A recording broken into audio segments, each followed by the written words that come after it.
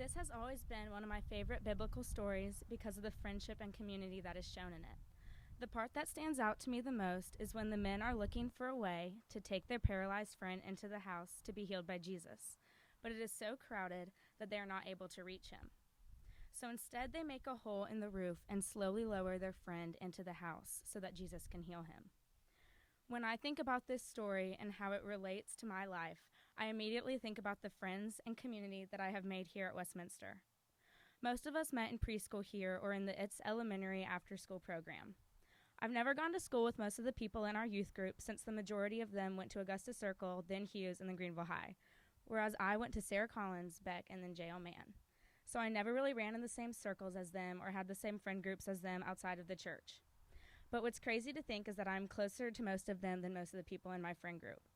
Whether I'm having drama with friends, a bad day at school, or struggling with anything in my life, these are the people that I know I can call and they will cheer me up in a heartbeat. A perfect example of one of the friendships I have made in this youth group that shows community is with one of my best friends, Anna Sanders. One of my most memorable trips with the youth group was the summer before my freshman year when we all went to the Montreat Youth Conference. On the second day of the trip, I got super sick in the middle of the night at about 3 a.m., and Anna immediately woke up and sat with me in the bathroom and got me a cold washcloth and water and stayed with me until I finally felt better and could fall back asleep. She came to my side without hesitation and without me even having to ask. And I know that all of the people here would have done the same for me as well. Another one of my favorite memories was this past January. Our youth group ski trip had been canceled due to COVID, and we were all so upset because it has always been one of our favorite youth group trips ever since middle school. But instead, some of us decided to plan our own ski trip to West Virginia over the MLK weekend, and we had the best time together and made some of my most favorite memories that I'll know I'll have forever. It's so awesome how all of us were brought together through Westminster's youth group, and it's crazy to think that without this church, I wouldn't have been blessed with these people in my life and I wouldn't have all of these amazing memories. They have been by my side since the beginning and have become my best friends over the past 4 years of senior high youth group together. Whether it's the youth group trips to Montreat, Lookup Lodge, West Virginia ski trips, or all just going to dinner together on Sunday nights, we always have the best time together growing our friendships as well as our relationship with Christ. There's something so special and unique about having a friendship that is centered around Christ, and I almost can't describe it, but it makes all of us so connected and close in a different way. I can't believe that in a few months, I'll be 9 hours away from these people and not get to see them every Sunday. But I know that we will never lose touch, and we will pick back up right where we left off when we all get together again. I am forever grateful to Westminster for giving me the blessing of these people because they have shaped me into the person that I am today. These are the friends in the community that will cut a hole in a roof and carry me to Jesus when I need healing, and I would do the same for them, and that is so special to me. I have chosen to use the verse Hebrews 10:24 through 25 because it reminds me that community is a very important concept. The word community is defined as a feeling of fellowship with others as a result of sharing common attitudes, interests, and goals. I am fortunate to have been a part of many communities in my life. Examples include my family, Westminster, sports teams, my schools, and work. I've learned countless lessons from these communities as I have grown up. In the verse, the words spur one another on toward love and good deeds and encouraging one another both stood out to me because they are things that the people around me have been teaching me to embrace and make a part of my life. Growing up in my family, I was constantly reminded of spreading positivity and to treat others the way I wanted to be treated. To this day, my dad still holds up plus signs as a small reminder to be positive, even in the hardest of times. As I got older, I realized these simple little reminders are God's way of speaking through my family to share his guidance with me. My family was a community where God's command to love and inspire was shared, and this experience has helped shape who I am today. Another important community in my life were my friends. As I was getting older, going into middle school and high school, I encountered all the normal girl drama that comes with it. I learned that finding a group of people that share the same goals and beliefs as you helps you to grow and become stronger. The most important part is surrounding yourself with people that will always be there to build you up and not bring you down. A third influential community in my life has been this church.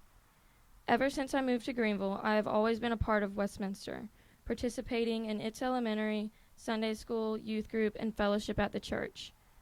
Being a part of this community has taught me countless lessons, but the one I take away the most is encouraging one another.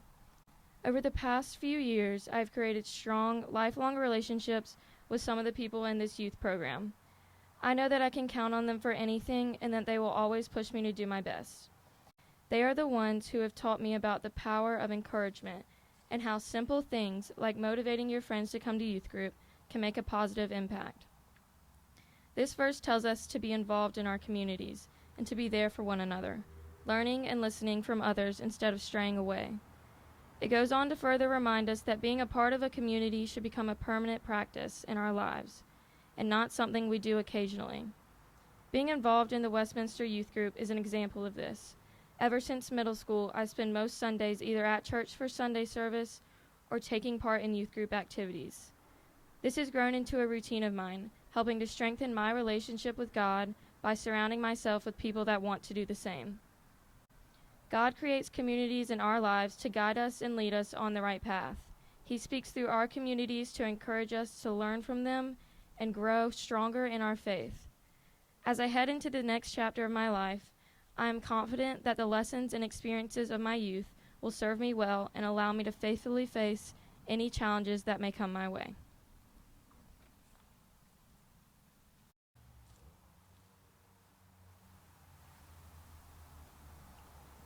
Go and do likewise. That's what Jesus said to the lawyer, but he was also saying it to all of us. Who are we if we don't care for one another? Even when we don't get anything out of it. Certainly not the good neighbors we're led to be. And I get it. We all have our own lives, our own issues. Maybe the priest in this story was on his way to see a dying loved one for the last time. Maybe the Levite's wife was about to give birth. Maybe that's why God sent the Good Samaritan. He knew that no one else would be able to stop and help. I like that way of looking at things, giving everyone the benefit of the doubt, not making anyone the villain except the robbers. But as much as I would like to believe that, I know it probably wasn't the case. Here's what I think is the more likely story. The priest and the Levite saw the man hurt on the side of the road, and their pride got the best of them. In their eyes, stooping to help the man would be them admitting that they too were capable of being in a similar state. They too could need help. They were scared to admit that they weren't any better than the man on the side of the road, so they pretended he didn't exist. Now, the Samaritan, on the other hand, knew exactly what it was like to be on the receiving end of bad treatment. He knew what it was like to be ignored because he reminded someone of their humanity. So he stopped and helped. The Samaritan didn't necessarily have a perfect faith or live a perfect life. He just wanted to help his neighbor who was in need. The Samaritan didn't get anything out of this either. He used up his own time and money that he could have used on something else that would have been more beneficial to himself. But instead, he set his own wants and needs aside because he saw that someone, a stranger, needed his help. This story reminds me of my track coach. First Sergeant George Rhett Moss retired from coaching track and field at JL Mann years ago after a successful career with numerous state championships to his name. However, just last year, he got word that the JL Mann track team had been struggling and now found itself without a sprints coach. So Coach Moss came out of retirement to coach us for free. This is now his second year coaching us. He spends day after day working with us to help prepare us not only for the season, but for life beyond high school. He teaches us discipline and the value of hard work. He helps students get scholarships. He has turned several of my teammates into some of the top hurdlers and sprinters in the state. An elderly man with multiple risk factors for COVID, Coach Moss risks his life to come to the track and lovingly yell at us for an hour and a half each day. And he asks for nothing in return. We aren't all legendary track coaches, but we can all learn from the way the Good Samaritan and Coach Moss, a modern-day example, have cared for their neighbors. They humbled themselves, recognized that any other day they could have been the one in need, and they wouldn't want everyone to turn their backs on them. So they stepped up and showed they cared. Growing up at Westminster, I've been taught these values, seen them in action. I can think of many more modern-day Good Samaritans, and a lot of them I've had the joy of getting to learn from within the walls of Westminster. As I make the journey into college and adulthood, I'll continue trying to be like those people, be like the Good Samaritan. Go and do likewise, like Jesus said. Trying to keep myself grounded and helping my neighbors whenever they need help. Not turning a blind eye because their humanity makes me uncomfortable. I think that's a good way for all of us to live. For I know the plans I have for you, declares the Lord. Plans to prosper you and not to harm you. Plans to give you hope and a future. This verse is such a great reminder in our daily lives that God is totally in control and has a plan for each one of us. From the historical context of the verse, Jeremiah had spoken these words to the Jews who were having to live under the Babylonian and Egyptian empires. These Jews were not only living under the control of their enemies, but being forced out of their homes to live in a foreign country. Jeremiah says this verse during the hardships and challenges of suffering, and he reminds the people that God has a plan in the midst of the current situation, even if he does not seem to be there in the moment. In the summer of 2019, I got the opportunity to go to Cuba with the youth group. I have always been one that loves to travel and explore the world, so when this trip was announced, I immediately signed up with no hesitation. As the reality of the trip got closer and closer during the summer, my nerves overpowered my excitement. I think I literally cried every night for 4 straight nights. I did not want to go. I think I was worried about going to this foreign country that no one had really visited, and I was going to be alone without my parents. Thankfully, my parents woke me up at 3 a.m. the morning of the trip, drove me to the church, and sent me on my way. As we were going through security in the Atlanta airport, I realized that I had lost my boarding pass. Full with stress and tears, I fully believed that I was not meant to go on this trip. The kind TSA lady calmed me down and took her time to take both Laura and I to the check-in station to print another boarding ticket. You would never believe that the summer trip to Cuba was going to be one of my most memorable experiences. I was surrounded by the greatest people who took care of me and made sure I was going to have a great experience. I was able to grow my relationship with a lot of the older youth group members, and I will always remember how they made me feel included and loved, no matter what. Whether it was playing cards until 2 a.m. every night, waking up for the sunrise together, or climbing onto the roof of the house, we all made memories that I will cherish forever. We also got to meet some of the most generous and loving people there. As we were hosting Vacation Bible School for around 10 kids one afternoon, some of their parents came to watch. One mom immediately ran to her house and grabbed the little fruit that was left hanging on her tree and brought it to share with us. They already have so little over there, and it was so amazing to see how materialistic things were not important to them, but the community and love they had for each other was. I believe the Lord gave me this opportunity to not only experience uncomfortable situations, but to see other parts of the world that I probably would not have been able to see without this trip. He also knew how important the people on this trip would become to me and what great influences in my life they would be. I will truly be thankful for the Westminster and the opportunity it gave me to experience this trip. During the beginning of my junior year, I was very involved in Greenville High's School Spirit Week.